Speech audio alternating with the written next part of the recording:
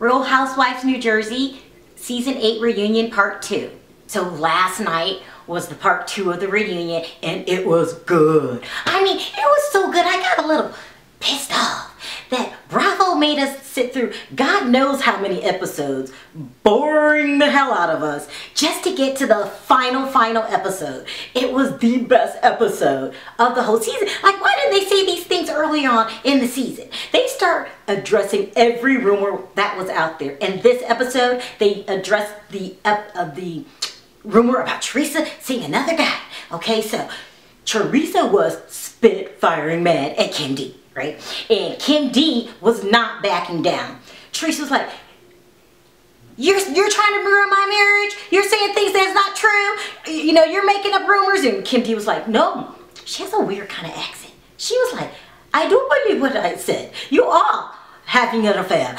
It was kind of weird. I mean, the whole thing, it was hard to hear at times because both sides were just going in on each other. And then Melissa was sitting on the sideline doing this like little weird, I don't know, Tourette syndrome. That's what I would call it. She would just break out in song every couple of minutes. She would Teresa, I mean Melissa, what? Calm down. Child, what? It kind of drove me crazy when she would do that. But then every now and then she would pop back into her normal mind and try to calm the situation. Melissa was trying to calm the situation. Everyone was trying to calm Teresa down because Teresa was furious. Now, I would understand, I would be mad too if you're lying on me saying that I'm having an affair on my husband and I'm not. And I also would be mad at you if you were saying I had an affair on my husband and I am, and I didn't want my husband to know. I mean, it was a double-edged sword. I kept going back and forth on who I believe. Like, Kim D wasn't backing down. But you know, she has a bad reputation, you know, for being, what's the word? A troublemaking liar. She has that reputation. But then but Teresa was so upset till I was like, was there a little truth to this? Because, you know, what I probably wanted Kim D to do if she was telling the truth was start dropping names, dates, and times. Like, remember I saw you there on 3rd Street, October 2nd, and you were with Shane? I wanted details like that. So because I didn't get the details, I'm gonna have to lead towards Teresa's not cheating on Joe. You know, I'm leaning towards that. But you know, there's a possibility that both sides is too. So I'm torn. I'm very torn. I don't know who's lying, who's telling the truth. So I gotta lean towards Teresa's side because Kim D has a horrible track record. You know, she lied and said Melissa was a stripper. Do you guys remember that? I mean, she just is such a big liar. But liar or not lie, she didn't back down. She held strong in her convictions that, you know, I think you're having an affair. You know, I don't know which way to go here. But, you know, like I said, with these rumors, time will tell. I was just glad that Bravo finally confronted the issue in a more serious way than glossing over it, you know, like they did during the season. You know, I hate gloss overs. I wanted what I got on this last episode. I wanted straight up confrontation. I wanted detail. You know, it just was better this time around. I mean, they addressed everything. So, I mean, I just didn't know who to believe. I mean, Kim D didn't have the details, but then I got a little leery when Teresa accused Kim D of being a madam. She said you're in charge of your prostitution ring. That's how you pay for all the things, the nice things you have in your house, in your life, your house, your car. Well, you know, did you bring that up earlier? That you know Kim D was mad. It sounded like something you say when you're upset. So, you know, I was all Team Teresa till she said Kim D was a madam. Now I don't know who to believe. I'm still leaning towards Teresa's side, but I can't say it's impossible that she's cheating on Joe. We don't know. Only time would tell. And I don't think, although I think Kim D's a liar, I really do. She is a liar and a troublemaker. A pimp, I don't know if she's a pimp. She called her madam. It's insane. And the whole time that these sides are arguing, going back and forth, and then Melissa's breaking out and he's sitting over there like the Joker with a smile on the face. Andy cracks me up. He loves to get the drama going. And then he just sits back in his chair and thinks about all the money he's making off of these fighting women.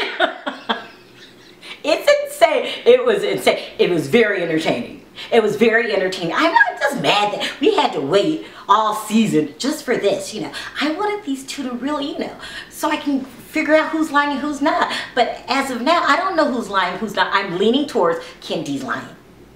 Well, most likely, 90% she's a liar. This episode was really, really good. It was entertaining. They addressed every rumor it was. And they even brought up Margaret being broke. I don't remember who said it first. I think it was Siggy. It was Crazy Siggy. Yeah, she said, how many lawsuits do you have? No, I remember I was telling you, and if you didn't hear my article, I'll post it in the description, about, like, she's been sued ever since 2011, like, by everybody. Like, she has a reputation of not paying her bills. And now we know her home is in foreclosure, you know. And so now we know she was, like, you know, pretending to have money during the whole season. I know that sounds mean, but, you know, you can't lose your house in foreclosure and, you know, be as rich as you were making it out to be. I mean, at least I don't think so. Maybe I'm wrong. But they brought it up. Siggy said, you know, aren't you going through money problems? Aren't you being sued right now for $9 million? And Margaret said, first she had this look on her face like she didn't know what to say. And then she said, yeah, I mean, everybody gets sued. We do? Like, excuse me, I've never been sued for not paying my bills, you know, no offense. You know, I mean, maybe Teresa got sued. You mean Teresa? Because not everybody gets sued, Siggy, and especially for $9 million. That's a lot of money. She mentioned the fact that she's getting sued by Vineyard Vines in my article below, if you guys want to check it out, that for copying other people's copyright. I can't remember, but she did something crooked, you know. And Margaret, Siggy called her out. She was like, "You're being sued for being a crook." And Margaret was like, "Yeah, I mean, everybody gets sued. What's the big deal?" Okay, Margaret, no, the big deal is, you know, you're supposed to be on that show about rich housewives, and you know, kind of not rich. You know, we would have liked to know that up front when you were, you know, giving us a tour of the house. You could have been like, you know, this is my house, and see how beautiful 70s retro style it is, and you know, I have to be out next month.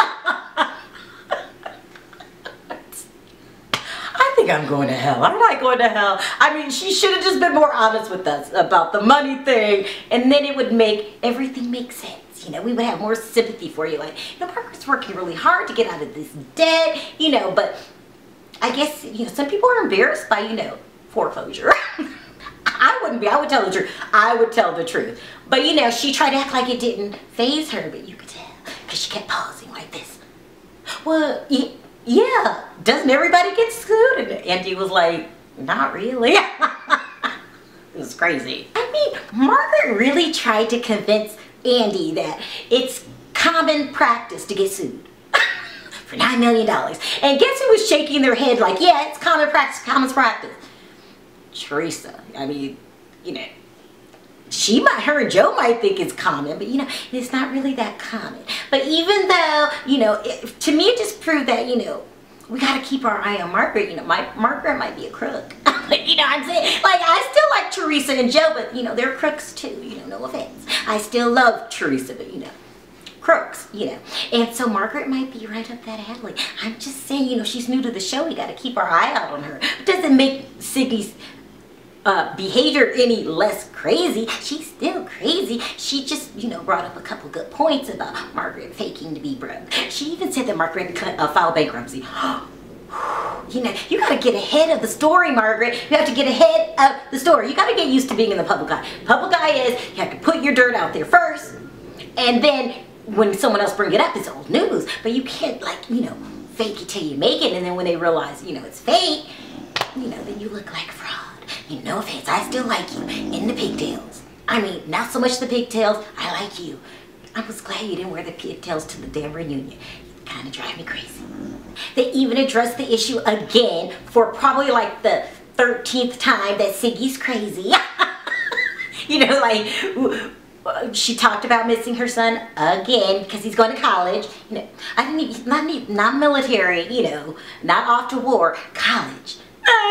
They talked about her hormone pellet problems. You know, that's just an excuse for being, you know, why were you so crazy this season? Now, I don't mean to be mean. I know women have true hormone problems, but it doesn't make you like psycho, does it? I mean, I don't know. I better watch what I say. You know, I'm gonna get old one day too. I just hope I don't turn into a crybaby like, you know, Siggy. But you know, I still like you, Siggy, but glad you're gone.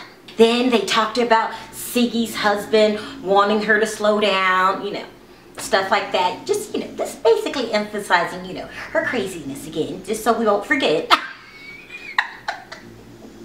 Then there was Dolores talking about her relationship with Frank yet again. I don't mean to be mean. I think Dolores is very pretty. You know, she's very, very pretty. I'm over her and Frank. You know, these two, you know, he cheated on you. You know, you said so yourself. And then you want him back in the house. And now you're saying more crazy stuff like you feel like you guys are together. I can't with these two. I just can't. I mean, listen. If you want to be together, just be together. Stop all this nonsense. This is nonsense. This is nonsense. He's in one bedroom, you're in the other bedroom. And I mean, I wonder how your children feel about all this, you know. I would be dazed and confused if you and Frank were my mom and dad. No offense. Now, I still like you. You know, you're very, very pretty. You're just the whole Frank thing. It's too much. It's too much for me, you know. Dolores not liking Danielle because Danielle went back and told Teresa that Dolores said that Teresa didn't care about anyone but money. And so Danielle went back and told her friend, you know, basically that Dolores was gossiping behind your back. And so they brought that issue up again. Now, Danielle was absolutely calm about it. Dolores, not so much. So you kind of look a little bit like the crazy one, Dolores. You know, I really thought you were gonna haul off and hit her. You know, like, I don't like you. You know, you're not this, you're that. And actually, Danielle. Danielle was pretty calm about it. She was like, you did say that. I mean, Dolores kept insisting that she didn't say that Teresa was money hungry. On the other hand, Danielle had specific details. She's like, yeah, remember the day you came over to my house when we were in the car and you come to visit my daughter, your daughter was to visit my daughter? It's a little detailed, Dolores, you know, I'm just saying, you might have got caught, you know, in a bold-faced lie. I'm just saying, and that will explain your behavior towards Danielle, you know. I wouldn't want anybody to out me either, you know, I'm just saying. Dolores stuck to her motto that she thought Danielle was on drugs, and Andy said, do you have any proof? She said, no, this is how I feel, you know, so something about her is not right. Maybe because she's telling the truth about what you said. Maybe that's what makes you think she's on drugs. I'm just saying, you know. I'm gonna have to go with the prostitution whore on this one. I mean, the episode ended with the whole Margaret's an anti-Semitic thing. Remember, Siggy called her anti-Semitic because Margaret brought up something about Hitler. Like, yeah, and Hitler was this too. Can't remember what it was. But Margaret called her, Siggy called Margaret an anti-Semitic.